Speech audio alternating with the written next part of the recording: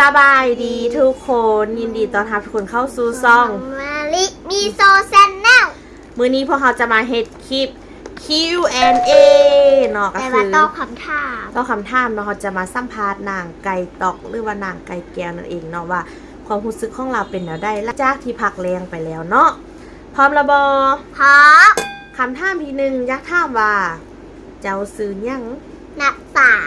ซื้อลิ้นไก่แก้วและเป็นหยังเขาเจ้าจึงเอิ้นเจ้าว่าไก่ตอกเพราะว่าค่อยหน้าหักอุ๊ย ทุกคนคำถามข้อนี้ให้มัก10เลยเนาะคำถามข้อที่2ถามว่าสีที่เจ้ามักแม่นสีหยังชมพูเป็นหยังเจ้าจึงมักสีชมพูมันงามเจ้าลองเบิ่งดูว่าเจ้านุ่งเสื้อสีหยังมื้อนี้สีชมพูป่นสีขาวมันมีลายดอกไม้โอเคเนาะอยากถามว่าโรงเรียนที่เจ้าเรียนเท่านั้นเนาะเขาเจ้าสอนภาษาหยังแดภาษาจีนภาษาอังกฤษภาษาลาวเจ้าลองแนะนำตัวเองเป็นภาษาจีนให้ฟังได้บ่ได้นี่หาว่าเจ้านักษาขอบใจหลายๆนะเสียต่อไปเนาะก็คือเวลาว่างเราจะมาเฮ็ดหยังค่อยมักสวยเวียกพ่อแม่เอิ้นเก็บอย่างแล้วก็เอาไปใส่ทานให้แม่แม่เจ้าค่ายหยังค่ายเครือแล้วก็ค่ายยางค่ายโกบค่ายยางย่ามาจะอยากเฮ็ดอาชีพหยังไหนหม้อเป็นหยังจะยังเป็นไหนหม้ออยากกวดคนไข้เจ้าอยากเฮ็ดคลินิกบ่อยากปัจจุบันนี้เจ้าได้รักษาสุขภาพของเจ้าบ่ฮักบอกวิธีเด้เฮ็ดแนวใดบ่จื้อตัวแล้วหนึ่ง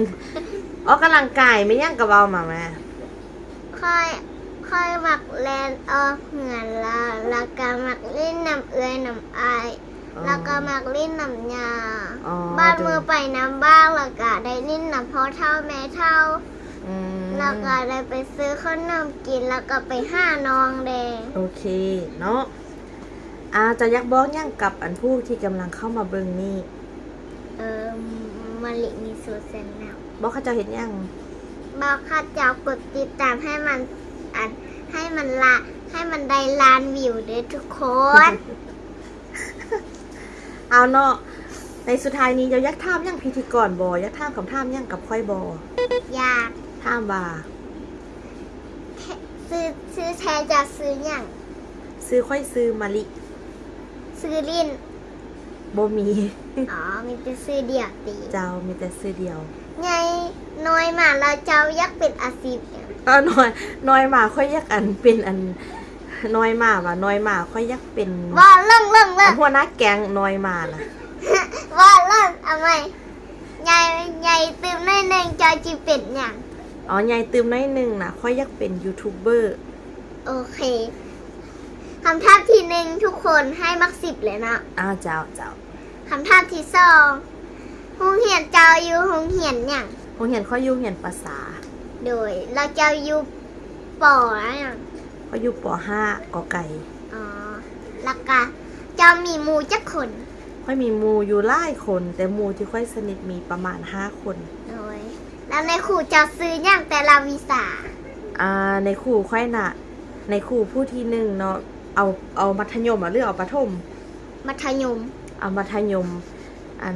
เอาม.7 ซะเนาะโดยวิชาคณิตศาสตร์ซื้ออาจารย์คำส้มโดยวิชาภาษาลาวซื้ออาจารย์บัวไหลวิชาเคมีซื้ออาจารย์บุญกองโดยวิชาภาษาอังกฤษซื้ออาจารย์คุณหงโดยวิชาฟิสิกส์ซื้ออาจารย์ปาเล่โดยวิชาภาษาฝรั่งซื้ออาจารย์อนุสักโดยวิชาภาษาจีนค่อยบ่มีมีแต่มีตีให้มักติดเนาะเจ้าประมาณนี้เนาะข้อที่3เนาะเจ้ากินข้าวกับอย่างปีนี้ปีนี้ค่อยกินข้าวกับซีมู่โดยเจ้าบุลดน้ำหนักว่าเจ้าตุยแท้ค่อยยังลดน้ำหนักอยู่แต่ว่าตอนนี้ค่อยห้ามกับกินกาแฟแล้วบ่แม่นโกโก้ค่อยกินน้ำเจ้าแม่จะก็มาตูดค่อยหมดแล้วโอเคฉะนั้นขอบใจทุกคนที่เข้ามาเบิ่งเนาะสำหรับคลิปนี้ลาไปก่อนบ๊ายบาย